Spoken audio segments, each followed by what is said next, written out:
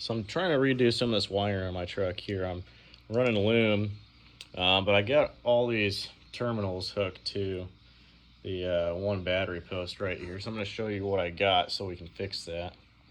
So this is what I got here, and basically I just give you them terminals that you can put into it. It came with 2 of them. That's what they look like there. And then, so I'm just going to install this and we'll go and hook up all of our negatives. So we got the factory one popped off, and we just got to cut it there and splice it so we can shove the factory negative wire into that. So this is after I got it on here, got it on nice and tight. They give you a little sort of, not washer, but another thing to make it a little bit smaller on the inside. Got my main negative on there nice and tight. Still moves around a little bit. So I'm gonna try and tighten that down just a little bit more if I can. And what you do is you just take all your leads like this and you put them on all these sort of terminals you got here. And this is what this looks like when it's all said and done.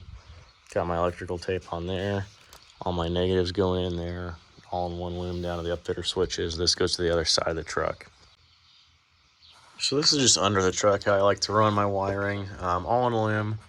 On the end of the loom, I just put electrical tape on it. Any joints I have, I zip tied up to all the connections that I have.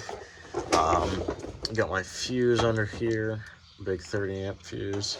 And also anything I can ever like take down, I like to put plugs on. So this is just a 2-way plug for my air compressor right there. I like to put mounts too. These are really all my staples that I'm using when I'm doing wiring under my truck. So I like using these non-insulated butt connectors just because they're easier to get the heat shrink over and get to shrink down. So obviously strip your wire down to the right size. An important thing about these is you got to pay attention, especially on like these female and male crimp fittings or any other type. So on the top there where it's split, that is where you want the device that you're crimping it. You want the part that's holding it to be. You don't want the pointy part to go into that side of the crimp, or else your crimp will fail. So obviously the pointy part is on the bottom there where it's solid, where it's not split, and that's where you perform your crimp at. This is what happens if you do it the wrong way. You can see that the crimp doesn't hold very well because it splits like that. Versus on this side, it's nice and crimped down, and your wire's not going to be able to pull out. Use a little bit of heat shrink.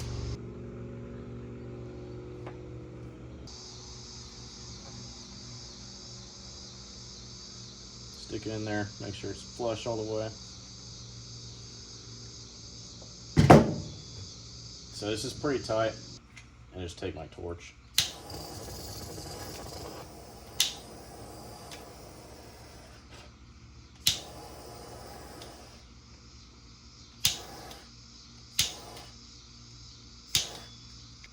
You want to make sure you get the right heat shrink. This is 1/4 inch, 2:1 shrink ratio. You want a couple different sizes of it. I do my like male and female crimp fittings the same way. I recommend using heat shrink on it as well, just keep some moisture out of it.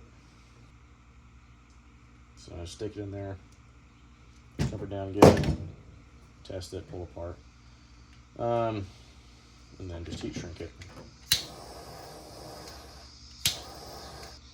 As a very last resort, in places I can't get my crimp fittings, I will use these. I trust these, not quite as much as my crimp fittings, but I trust them, enough. So these sort of work the same way. They're just like lever connectors, but they're in line.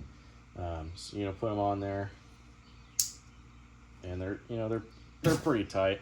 They're not foolproof. I wouldn't consider them a great option or permanent, but anytime I use these, I also heat shrink over them. You got to get a little bit bigger heat shrink though. I think I use 1/2 inch instead of 1/4 inch on these, but this is also an all right way, in my opinion, to do it.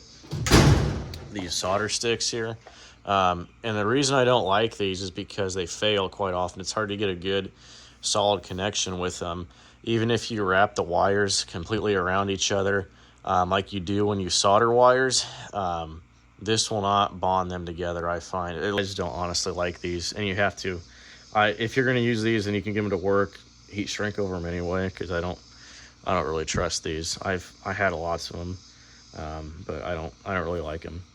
But anyway, this is how I do wiring as far as automotive goes. Obviously, putting my gonna put all this in loom if you're doing that. So yeah.